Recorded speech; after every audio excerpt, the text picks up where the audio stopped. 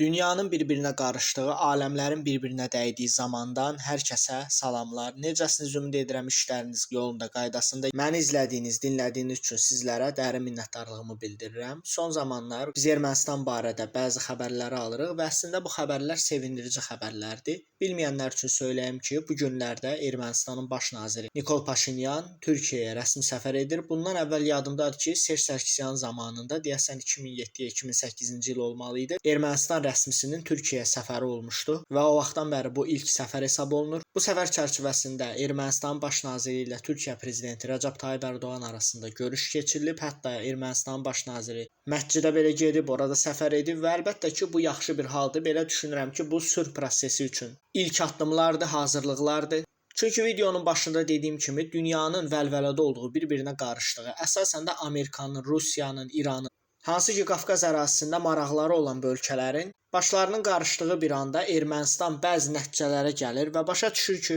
daha zaman 200 il əvvəlki kimi deyil, hansı ki burada İran da güclü idi. İran deyəndə daha doğrusu İran regionu və bizim Qacar imperiyası, tarixi Azərbaycan imperiyası olan Qacarlar, eləcə də Çar Rusiyası, yəni əlbəttə ki ermənilər bura köçürülür və onlara da bir dəstək lazım idi. Artıq bu dəstəyi itirirlər. Dəstəkləri daha doğrusu.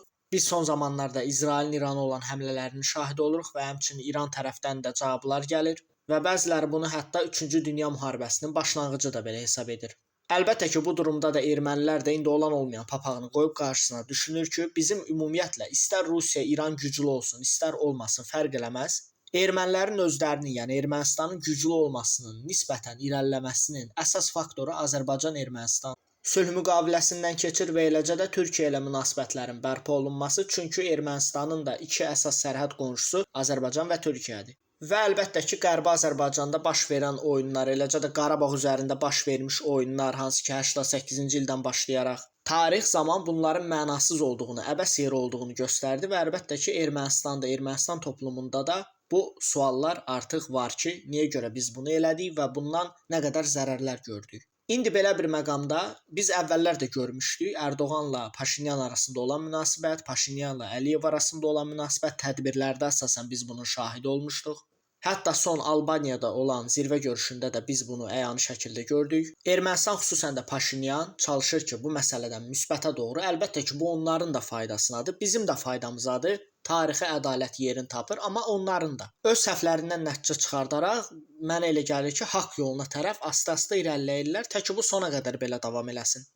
Eləcə də onlar görürlər ki, artıq İranın başının qarışdığı, İranın İsraillə, həmçinin Rusiyanın Ukrayna ilə başının qarışdığı, Amerika, Trump özü bilmir hələ ki nə edir. Belə bir videonun əvvəlində dediyim kimi dəstəksiz dırnaq içində, dəstəksiz bir zamanda, artıq onların sahiblərinin olmadığı bir zamanda və əlbəttə bu gözlənilən idi. Hər şeyin öz zamanı var və təbii ki, bu olmalı idi. Hansı ki, biz artıq şahidi oluruq ki, Savalyev orada dəliyə dönüb, eləcə də qondarma Ermənistan mədəniyyətindən, qondarma ilk xristian milləti xülyalarından filan danışır. Əlbəttə ki, bunlar hamısı da Kremlin düşüncəsidir və əlbəttə ki, bu da Rusiyaya, İrana, Amerikaya sərf eləməyən bir durumdur. Mənə belə gəlir ki, Amerikada da hər kəsə deyil, bəlli bir çevrəyə, eləcə də Avropada bəzi siyasətçilərə. Amma mən ümid edirəm ki, yaxın zaman ərzində də Azərbaycan-Ermənistan arasında təmaslar daha da irəliləyər, həmçinin Türkiyə ilə Ermənistan arasında və beləcə də bu regionda qalıcı sülh bərpa olar. Əziz izləyicilər, mənim deyəcəklərim bu günlük bu qədər idi. Sizin də bu son zamanlarda baş verən mövzularla bağlı nə düşüncələriniz varsa rəylərdə yaza bilərsiniz. Həmçinin qarşıdakı videolarda nələri görmək istəyirsinizsə, bunu da qeyd edə bilərsiniz. Məndən bu günlük bu qədər. Sağ olun, özünüzdən müğayət olun, salamat qalın.